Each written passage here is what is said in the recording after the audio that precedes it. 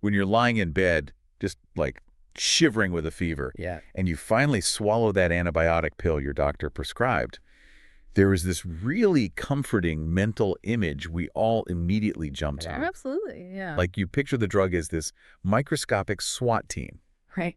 just kicking down the doors of your cells and ruthlessly eliminating the invading bacteria.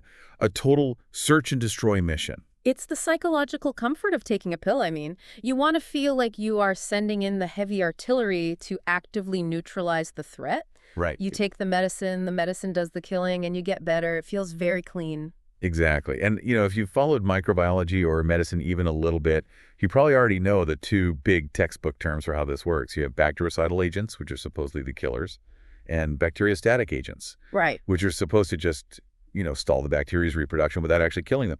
It's this classic dichotomy for you to think about. You either hit the delete button or you hit the pause button. That whole delete versus pause framing is incredibly common, but I think it's actually a bit of a dangerous oversimplification. Wait, really? Dangerous? Well, yeah, because it implies that these categories are like absolute intrinsic laws of nature, and they just aren't. Which is exactly why we're doing this deep dive for you today. Because if you actually look under the hood of these two terms, this neat binary classification system starts to completely fall apart. It really does. We've got these detailed medical and microbiological notes as our sources, and our mission today is to unpack all of it. We're going to explore why this classic medical dichotomy is mathematically flawed, clinically misleading in a lot of cases, and just heavily contested in history. Because the reality of how we fight bacteria is a lot messier and honestly a lot more fascinating than just killing versus stopping. Okay, let's unpack this, because I love when dense medical jargon actually turns out to be this crazy microscopic warfare. So let's get right into the cracks in the foundation. I was looking into how scientists actually determine whether a new drug gets slapped with the killer bactericidal label or the pauser bacteriostatic label. And I just assumed there was some highly sophisticated, real-time molecular tracking involved. Well, right, like lasers and advanced sensors? Yeah, exactly. But it essentially comes down to a really old-school procedure called a broth dilution experiment. Yeah, it's very manual. Walk me through how this actually physically works in a lab. So it's incredibly analog, actually. You take a rack of glass test tubes and you fill them with a liquid nutrient broth. It's basically a soup that bacteria love to grow in. Okay, a row of bacterial soup. Got it. Right. Then you introduce a standard massive amount of a specific bacteria into every single tube. Then you do what's called a serial dilution of your antibiotic. Meaning you just put different amounts in each one? Exactly. You put a tiny amount of the drug in the first tube, twice as much in the second, 4 times as much in the third, and so on. So you're creating this escalating gradient of drug concentration. Then you just put the whole rack in an incubator and you wait. And what exactly are you looking for when you take them out? Like, how do you know what happened? You're looking for cloudiness. Bacteria multiplying in broth make the liquid turbid or, cloudy. Right. So as you look down the line of tubes, you will eventually find the first tube that is perfectly crystal clear. That means the drug concentration in that specific tube was high enough to stop the bacteria from growing visibly. Oh. We call that the MIC, the minimum inhibitory concentration. Okay, so that's the threshold for hitting the pause button. Yeah. The MIC is the baseline crowd control dose. But an invisible clear tube doesn't mean the bacteria are dead, right? I mean, they could just be sitting there in the clear broth, totally alive, but not dividing. Exactly. That's the catch. And that's where the second part of the experiment comes in. To find out if the drug is actually killing them, you take a sample from that clear tube and from the tubes with even higher concentrations of the drug, and you smear those samples onto fresh agar plates. Like plates that have no drugs on them at all. Right, absolutely no antibiotics on them. You're giving them a chance to recover, taking the drug away to see who survives. Like a rescue mission for the bugs. Precisely. So you incubate those drug-free plates. If a colony of bacteria grows on the plate, they were just paused in the original tube. But if nothing grows, they were actually dead. Okay, that makes sense. The lowest concentration of the drug in the original tube that results in practically nothing growing on the rescue plate is your MBC, the minimum bactericidal concentration, the killer dose. Okay, but here is where the math really confused me when I was digging into our sources for this. Yeah. The definition of that killer dose, the MBC, isn't a 100% kill rate. No, it's not. The standard rule is that it only has to kill 99.9% of the starting bacterial population. Microbiologists call it a 3 log 10 reduction. Right. Wait, here's where it gets really interesting to me. Bactericidal doesn't even mean completely dead. Why isn't a bactericidal drug required to kill everything? Because in biology, absolute zero is just almost impossible to prove. I mean, measuring exactly 100% eradication is statistically a nightmare because of the sheer billions of cells involved. Wow. Okay, so it's just a math problem. Pretty much. So the medical community settled on 99.9% as a pragmatic, statistically significant proxy for dead. Okay, but it's not just the 99.9% that feels a bit arbitrary. It's the time limit. Ah, yes. The sources say this reduction has to happen within a strictly defined window of 18 to 24 hours. If it takes, say, 26 hours to kill 99.9% of the bugs, it doesn't get the bactericidal label. Like, who decided the battle was over at exactly 24 hours? It is entirely arbitrary. It really is. It's based on human convenience. It's literally just the length of a standard shift in a laboratory or the typical time between checking on experiments. I have got to be kidding me. It's just because the scientist wants to go home. Kind of, yeah. I mean, if we step back and look at the broader picture, pharmacology and medicine require standardized numbers to operate globally. You need a protocol that every lab in Paris, Tokyo, and New York can replicate exactly so doctors can compare data. But, biology doesn't carry a stopwatch. So if 0.1% of the bacteria survive the delete button, and we just stop looking after 24 hours, we might be calling a drug a ruthless killer, when it actually just left behind a highly resilient squad of survivors. Yes, that is a very real possibility. The strict mathematical rules they use to define the labels are based on a ratio between those two numbers we found. The MIC and the MBC. Right. If the MBC, the killing dose, is within 4 times the MIC, the pausing dose, the drug is officially classified as bactericidal, meaning you only have to slightly increase the dose from pause to achieve a kill. But if you have to crank the drug concentration way, way up, like 16 times higher or 32 times higher than the pausing dose just to reach that 99.9% kill in 24 hours, then it gets slapped with the bacteriostatic label. Exactly, because realistically, you could never safely achieve a concentration 32 times higher inside a living human body without causing catastrophic toxic side effects to the patient's own organs. Oh, wow. Yeah, that would be bad. So at a safe, survivable dose, that drug is only ever going to act as a pause button. So the whole categorization is completely dependent on this highly constructed, timed laboratory environment. And that brings us to an even bigger wrench in the gears, this idea of it being a relational property, not an intrinsic one. Against that organism. Yes. That is the crucial modifying phrase from the notes that is often left out of textbook summaries. Right. A drug isn't just universally bactericidal. Like water is universally wet, fire is universally hot, but an antibiotic doesn't always have the same identity. No, it doesn't. Our sources specifically highlighted the drug linezolid, and I think it perfectly illustrates this. Against staph bacteria, linezolid is bacteriostatic. It just stalls them. But against certain strep bacteria, that exact same drug at the exact same concentration is bactericidal. It slaughters them. So it's not like a drug is universally a hammer. It might be a hammer against one bacteria, but a wrench against another. How is that even mechanically possible? It's a great question. To understand that, we have to move past analogies of SWAT teams and look at the actual cellular machinery. A bacteriostatic drug, generally speaking, targets the internal factories of the bacteria, specifically the ribosomes. It interrupts protein synthesis. Okay, let's use a mechanical analogy for everyone listening. Let's say the bacteria is a car engine. Okay, I like that. A bacteriostatic drug is like reaching under the hood and pulling out the spark plugs. The engine is still fully intact. It's not destroyed, but it cannot run. It cannot move forward or divide. That works really well. Yeah. And on the other hand, a classic bactericidal drug, like penicillin, targets the structural integrity of the cell itself, specifically the building of the cell wall. So that's like tossing a grenade under the hood. Yes, but here is the critical catch to your grenade analogy. That grenade is often only triggered if the engine is actively running. Wait, what?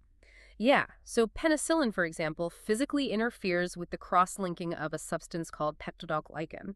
The bacteria use this to build their walls. So if the bacteria are rapidly dividing and actively building new walls, penicillin ruins the construction, the wall loses its integrity, water rushes in, and the bacterial cell physically bursts. It explodes. Oh, wow. But if the bacteria isn't dividing, like if it's just chilling out, not building anything new? And the penicillin essentially has nothing to target. You can flood the environment with the drug and the bacteria will just sit there, perfectly alive. That is wild.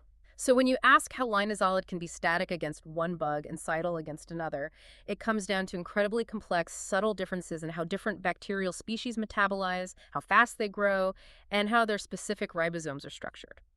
The drug interacts with the unique machinery of the host differently. So if it's this fluid, and modern pharmacology recognizes that it depends entirely on the bug, the dose, the specific tissue concentration, and the growth phase, why is this binary so deeply entrenched in medical education? Like, why do doctors still aggressively categorize drugs this way? For that, we really have to look at the historical context. We have to go back to the golden age of antibiotic discovery in the 1930s and 40s. Ah, the era of Gerhard Domack and Alexander Fleming. Exactly. Gerhard Domack discovers Prontosil, which leads to the sulfa drugs. These were the first widespread antimicrobials, and they were classically bacteriostatic. They were the spark plug pullers. Right, and they were absolute miracles at the time, turning lethal systemic infections into manageable conditions just by stopping the bacteria from overwhelming the body. But then you have Alexander Fleming and later Howard Florey and Ernst Chain bringing penicillin to the world. And penicillin wasn't just pulling spark plugs, it was blowing the engines to pieces. It was a true rapid delete button. And you can imagine the psychological impact of that on the medical community back then. You suddenly have these two distinct classes of weapons: the crowd control sulfa drugs and the search and destroy penicillin. It created a paradigm. The dichotomy made perfect, intuitive sense at the time. And naturally, doctors being doctors facing lethal infections, they probably thought, hey, if one miracle drug is good, two miracle drugs must be unstoppable. Oh, absolutely. Let's hit the infection with the pause button and the delete button at the same time. Just wipe them out completely. Which led to one of the most important paradigm-shifting events in pharmacology: the Jawetz-Gunnison antagonism controversy in the early 1950s. Right. Ernest Jawetz and J.B. Gunnison were researchers who started rigorously testing these drug combinations, and they discovered something horrifying. It actually made things worse, didn't it? Right. Our sources noted they fought each other. Exactly. When they combined a bacteriostatic drug with a bactericidal drug, the mortality rates in their animal models actually went up, or the bacteria survived at much higher rates than if they had just used the killer drug alone. This is what we call pharmacological antagonism. Wait, I want to make sure I completely understand the biological mechanism behind this, tying back to our engine analogy. Sure. The bactericidal drug, the penicillin grenade, only works if the bacteria are actively building their cell walls. Correct. It strictly requires active growth. And the bacteriostatic drug, the spark plug puller, shuts down the ribosomes and stops protein synthesis, which essentially freezes the bacteria in place. So if you give the patient the static drug first, you force the bacteria to stop growing. Yes. Which means they stop building their cell walls. So when the penicillin arrives, there is no construction site to sabotage. The penicillin just floats right on by, totally useless. By pausing the bacteria, you literally put them in a bunker and made them completely immune to the killer drug. That is precisely what was happening. The pause button actively canceled out the delete button. And that Jawetz-Gunnison discovery sent shockwaves through medicine. I bet. It cemented the idea that these two categories were fundamentally behaviorally different and had to be kept strictly separated in a physician's mind. You do not mix cidal and static drugs willy-nilly. Wow. Okay, that makes perfect historical sense. The antagonism proved the categories mattered. But modern researchers push back on this quite a bit now, don't they? They do, yeah. I was looking at the Pankey and Sabbath clinical relevance critique from our notes. Yes. George Pankey and Leon Sabbath published some incredibly influential work challenging how strictly we adhere to this dichotomy today. Their core argument is that the human body is not a 10-milliliter glass test tube filled with broth. Right, because all that math we talked about, the MICs, the MBCs, the 24-hour window, none of that factors in the most important player in the room, which is the patient's own immune system. Precisely. In a test tube, a bacteriostatic drug just holds the population steady indefinitely.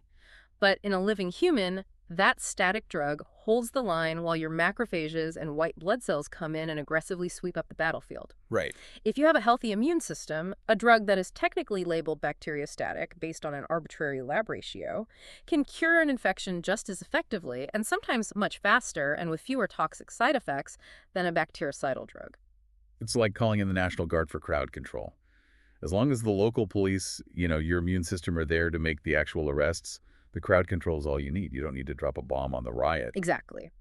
Pankey and Sabbath argued that clinical relevance, as in, does the patient actually survive and heal, is the only metric that truly matters. A bacteriostatic drug might have better tissue penetration, it might reach the site of the infection more easily, or it might be less toxic to the patient's liver. Choosing a more toxic bactericidal drug just because of its label in a test tube is fundamentally flawed medicine. But there is an exception to that, right? There is. If your immune system is compromised, like in a patient with HIV, or someone undergoing chemotherapy, or an infection in a place the immune system can't easily reach, like the inner valves of the heart, then you can't rely on the local police. You strictly need that delete button. That is the crucial caveat. In severe immunosuppression or conditions like endocarditis or meningitis, doctors will almost universally reach for a bactericidal drug. Because if you just use a pause button, the moment the drug course is over, the surviving bacteria will just hit play again and multiply, because there was no immune system to clear them out. Okay, so the clinical reality is highly dependent on the host's immune system. But there's another major factor from our sources that completely shatters those neat laboratory labels. And this honestly blew my mind. I know what you're going to say. The problem of TB persister cells, it's like nature basically cheating the system. Ah, yes. Mycobacterium tuberculosis. This is a masterclass in why biology defies our math. Tuberculosis bacteria have this terrifying, highly evolved ability to just enter a dormant state when they are stressed by an antibiotic. They essentially play dead. And to be clear, this isn't genetic resistance, right? They haven't mutated to destroy the drug. No. This is what we call tolerance. Resistance is when a bacteria evolves an enzyme to chew up penicillin or mutates its wall so the drug can't bind. Tolerance is purely behavioral. The TB persister cells metabolically shut themselves down. They hit their own pause button. They pull their own spark plugs. Exactly. And because almost all bactericidal drugs require the bacteria to be actively metabolizing to kill them, these dormant persister cells can survive a massive onslaught of a killer drug. So if we have TB persister cells just hanging out in the lungs, totally asleep, they can easily outlast that completely arbitrary 18 to 24-hour window we use to calculate the MBC in the lab. Yes, easily. The lab test might say, oh, this drug kills 99.9%, but the remaining 0.1% are just these dormant super survivors waiting for the drug to clear. And that is exactly why tuberculosis treatment takes 6 to 9 months, using a cocktail of multiple drugs. You have to keep the drug concentration high enough for long enough that when those persister cells finally wake up and try to divide, the drug is there to catch them. They completely defy the simple kill versus stall binary because they control their own state of vulnerability. It really makes you realize how incredibly crowded and dynamic the microscopic battlefield actually is. We like to think of it as a one-on-one duel between a pill and a bug, but it's this chaotic system involving the drug's mechanism, the bacteria's growth phase, the immune system's strength, and behavioral tricks like tolerance. It forces us to look past the pedagogical training wheels of medical school, and see the reality of the biological system. The binary is useful for learning the broad strokes, but real-world application demands critical thinking and an understanding of the mechanisms at play. So let's zoom out and pull all this together for you, the listener. What started as this seemingly simple, comforting concept, the idea of sending in a SWAT team to ruthlessly kill bacteria versus snapping them into a straitjacket to pause them, is actually a highly debated relational process. It is a concept birthed by the historical discoveries of sulfa drugs and penicillin, cemented by the very real dangers of pharmacological antagonism, but ultimately defined by rather arbitrary laboratory constraints, like requiring a 3-log-10 reduction in exactly 24 hours. Today, modern pharmacology views these terms less as absolute laws of nature and more as situational labels.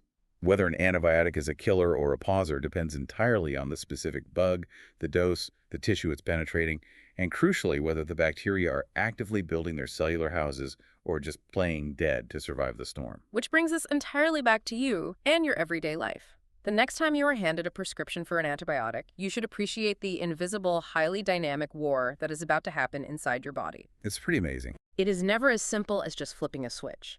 It is a complex 3-way interaction between the unique mechanism of the drug, the evasive maneuvers of the bacteria, and your own immune system stepping in as the vital cleanup crew.